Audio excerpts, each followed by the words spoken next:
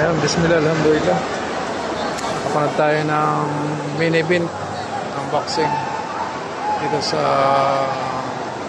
Ilagan Arena na kung saan ay dito ginanap yung boxing.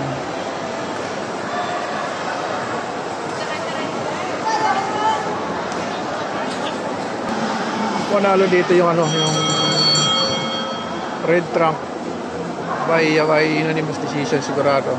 Tingnan natin paano mangyari sa decision.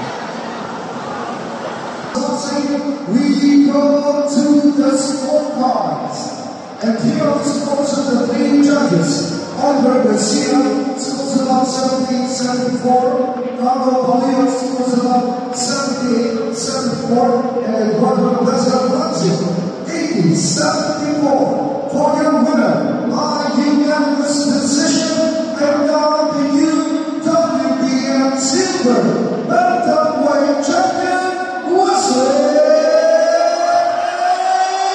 Cava.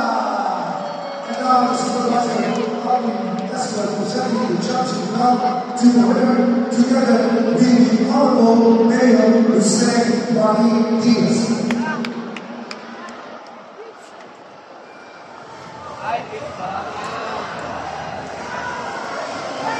Siya nagwagi bilang unanimous decision. Napakawala ng mga kaibigan ng ating kahalusan. Sa pamamayan po ng Ilagan, Isabela, maraming salamat po sa inyo lahat. Mabuhay po ang mga taga-Isabela. God bless us all. Mabuhay.